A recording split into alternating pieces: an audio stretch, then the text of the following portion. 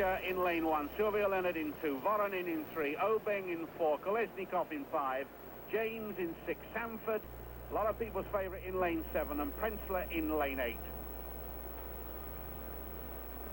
Leonard rocking just a little bit. Long hold, but they get away this time. Sanford had a good one. Sanford and Voronin. Obeng's having a good race. Voronin and then Sanford on this side. Sanford gets to the line. Sylvia Leonard in second. Voronin in third. And Obeng chasing for the 4th place. But Sanford left it late. But he really charged when he charged. At first it looked as though Leonard and Voronin were having their private battle. And Ernest Obeng was certainly up there with him. He had a marvellous run, really. And then on this side, way away from them, in lane 7, Sanford, the American, who is really having a marvellous season, came through. He got a good start, then the others appeared to get away from him, particularly on the far side, Sylvia Leonard and Voronin, and then Obeng right up there with them, and then suddenly the American begins to stretch his legs. Prenzler can't stay with him. Sylvia Leonard at this stage is still with him, so is Voronin, but then Sanford breaks clear. There's daylight. By about half a metre, it stretches to a metre. Sanford gets first. Lane 2, Frank Schaffer of East Germany, only 20. He's the East German champion. Then one of the slowest men on the field, Handa of Japan, running for Asia, 21, personal best of 47.3. Colin Bradford of Jamaica, running for the Americas, bronze in the Commonwealth Games, 200 metres. The European champion, running for Europe, Franz Peter Hofmeister of West Germany. Then El Kashif, one of the finds of the season, running for Africa, the Sudanese, who won the 3 A's championship. Chenietsky, the Russian record holder, at 45.59. He goes in at lane number 7.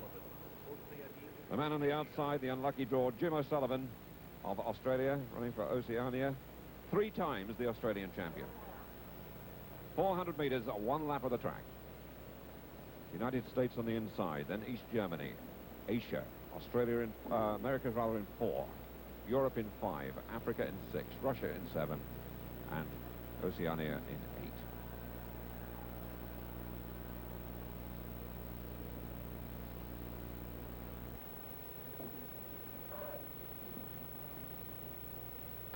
Sala gets them away first time, and Darden's gone off fast on the inside, closing right up on the East German, also going well. El Kashif down the back straight.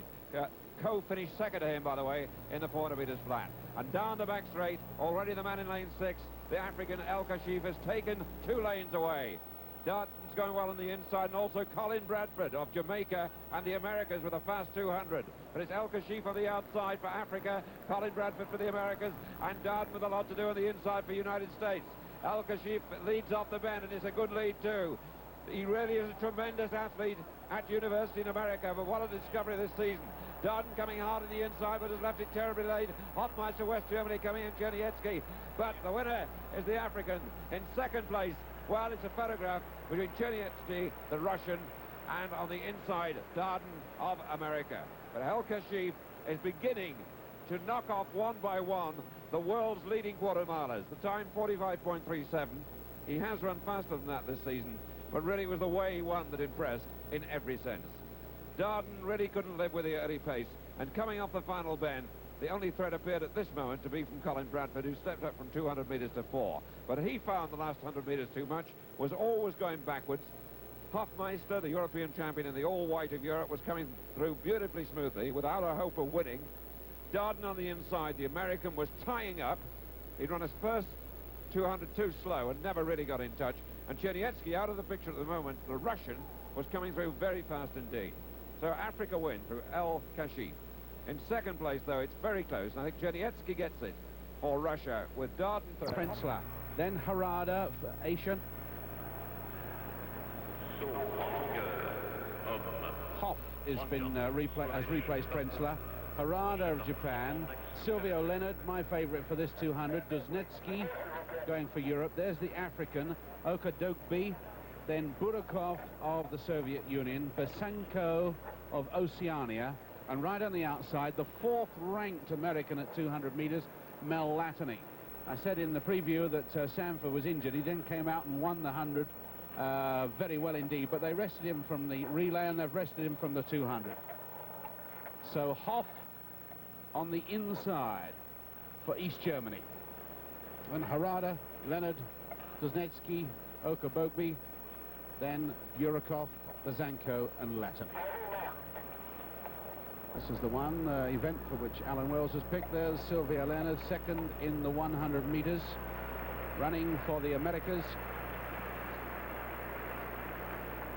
It's confirmed that Hoff is running, the youngster for East Germany. Sylvia Leonard in lane 3. Mel Latany, of course, must be a threat on the outside in lane 8. Burakov for the Soviet Union is in 6. Burakov, the European champion, 400-meter hurdles, good man. But Silvio Leonard's having a good bend. He's overtaking Dusnetsky, or at least Dusnetsky felt him there and went away again and comes off with him, and Latany on the outside. Silvio Leonard going away just a little bit. Dusnetsky on his shoulder, Latany back in 3rd or 4th now and gets there. The Cuban is there. Africa is 3rd. A good run by Okadogbe in 3rd place, but no doubt about it, Silvio Leonard came off the bend well with Dusnetsky, saw Latany, ran well, and the clock stopping at 20.34. Good top shot there. Look for Leonard in lane 3, chasing the all-white of Europe with Dusnetsky of Poland. Long striding man, only 5 feet 10, but he's got a tremendously long stride for a sprinter. The world's top sprinter over 100 and 200 meters in 1977. The Cubans had a good bend, and so too has Mel Latany on the outside. The 20-year-old from Georgia University who's run 20.28.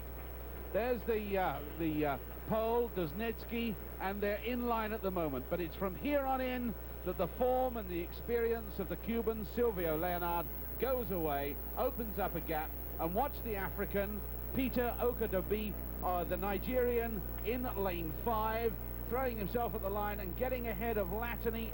Through Willie Smith. Willie Smith is done 45.1 this year, waiting to attack Shielding up the last bend. Still the European in front. In 2nd place now, America, and America come out in front with Africa 3rd and El Kashif still to come. And the Americas in 4th place. What a last leg. Harold Smith for Europe. And the last man to go for the United States is Darden. Smith holding Darden wide on there, and he lets him go in front, so he's going to can an attack. United States lead. They've gone up tremendously fast. And El Kashif, the winner of the individual from Sudan, flying down the back straight. And Smith's got an awful lot to do now. 200 to go, and what a run by the Sudanese. Africa lead, America 2nd, Europe 3rd. And as Smith wasted his opportunity, they seem to be going away, or would he be strong enough in the straight? El Kashif leads now. The American Darden coming back, and here comes Smith on the near side. And the first two have destroyed each other. Have they or not? No, the American holds on. Darden is good enough. America win, Europe 2nd, Africa 3rd, Russia 4, the Americas 5, East Germany 6, Oceania 7, and the time, a fraction outside 3 minutes. 3:00.7, and the America quartet celebrate. Fox Frazier, Bill Green, Willie Smith, and Tony Darden. But what anxious moments they had on that last lap, because really, Smith deliberately hung back, let them go, and tried to use his power in the straight, but he'd let them go too far. Smith's time on the last leg was about 44.8. His tactics were deliberate because he used the same tactics in the European Cup when he let the East German take the lead and then tried to attack from the back. But the factor that he hadn't counted for was El Kashif, this African from Sudan who won the individual, but who went so fast over 300, he altered the whole complexion of the race. In fact, he went too fast for his own good because he faded, and Tony Darden, knows as he's known, was out in front and just held on for that power attack from the West German. And didn't he just enjoy it? So the United States win the last race and win the World Cup. Europe finish in 2nd place thanks to that 2nd position there. The East Germans and Olympic rehearsal, and Mike Wilson of Australia, Nehemiah, then Munkelk, Fujimura, Cassanius. As we go along the line, it's Pushkas and Mike Wilson, the glasses for Australia. Skeets Nehemiah, the world record holder. Thomas Munkelt, European champion, European Cup winner, and who won this event 2 years ago. Fujimura of Japan, running for Asia. Casañas, the Olympic silver medalist from Cuba. Jan Pusti, running for Europe from Poland.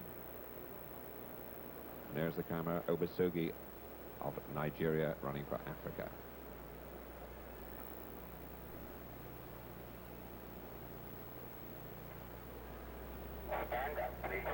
A lot of noise in the stadium, and no wonder the starter asked them to stand up. In fact, it's incredible, really. We've not had very big crowds here, but one expects knowledge, really, from North American crowds. A lot of people have come across to watch the States team, but it was similar in the Olympic Games. There really doesn't seem to be a great deal of discipline in the stadium. They do have a problem, mind you, for track and field, because a lot of them have to stand up for certain parts of this stadium, which has cost nearly $1 billion, but which is mainly used for American football and American baseball. They have to stand up to see, and of course the seats rattle as the starters call the athletes forward. Skeets Nehammer in lane 3. America, of course, leading at the moment in the men's match. Europe just 5 points behind. Munkelt next to Nehammer, and then Casañas, this lightning Cuban who got the silver medal in the games, but in fact has met Nehammer 5 times and lost every time.